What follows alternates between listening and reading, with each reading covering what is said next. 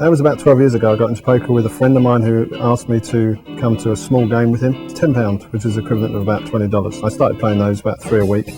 Had absolutely no idea what I was doing. A couple of players gave me some advice. I then went and tried a $200 tournament.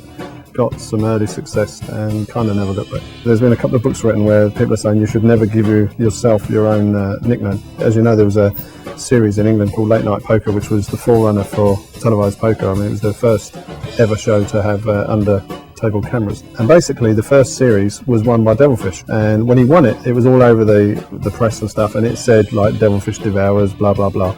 So when we came to the second series, I was one of the guys chosen to play in the first series.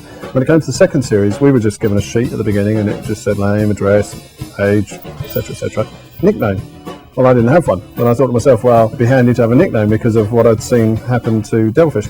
So I kind of thought to myself, well, this was like 8 years ago, and of course there was no sponsored players, there was nothing. So I thought, if in the future there is sponsorship available or something, I want something that is a name that, you know, sponsors will be happy to use. You know, I didn't think Devilfish would be that popular. How wrong was I? Anyways, I had a pair of gold aces which I've had made about a year before. I use them to cut my cards, so I thought, well, I'll call myself Aces, Simon Aces Trump.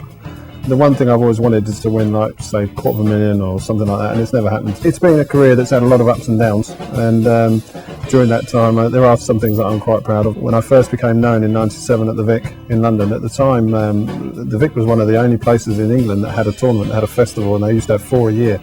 And in July they had the European Championships, and I went along there and I played the first 6 events, and I came first, second, third and fourth. Now, people looking back to '97 are going to think, oh yeah, well there was probably only 40, 50 runners, but in actual fact there was 175 in each one. I came second the first day, I won the one the next day, then I came fourth, and then 2 days later I came third, and there were 4 different games as well, so I was quite proud of that. Then in 2000 I won Late Night Poker, won the second series. I hold the best record in that because I then came second in the 4th series, and that's really what, you know, got me well known in the UK and throughout Europe.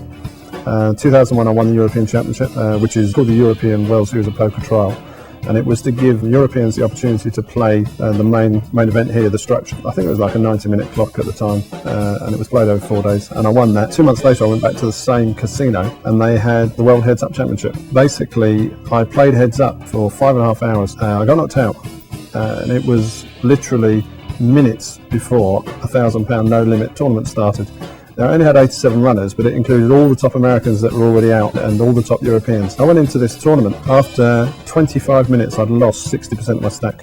We started with 10,000, I was down to 4,000. I went and rang my girlfriend at the time and I said, look, I've been knocked out of the heads up. I didn't have time to ring you because I went straight into this tournament. I've still got 4,000 chips. We're in the first round, and I'm going to go back in and see what I can do. On the way back in, there was an Australian guy that was a good friend of mine now, Bendigo, and he was doing updates. He said, how are you doing? And I said, oh, I've done 60% of my chips, but I said, like, you know, I've got a good table, Ted Frost all table, I'm going to go in there and show these guys what I can do. 11 hours later, I won the tournament. For that, I won the inaugural Tournament Performance of the Year, which is one of my favourite trophies, but that was back in like 2001. That pretty much sums it up, but no big wins, not by my standards. When you look at the Ram Vaswani's, who's one of my favourite players, I mean, he's won over £100,000 6 or 7 times. I haven't even done it once yet, and I haven't got a bracelet either.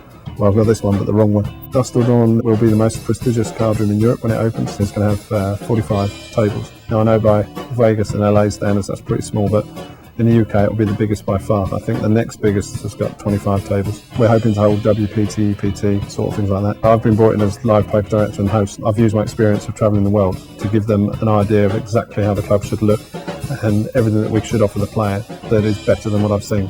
I mean, I'm modelling it partly, I mean, Jack McClellan's a good friend of mine, I'm modelling it partly on the Bellagio standard because I think that is the highest that I've seen. This is a purpose-built card room and we have literally used the best of everything. I mean, it really will be a fabulous place, and we're hoping a lot of you guys will come over and play there.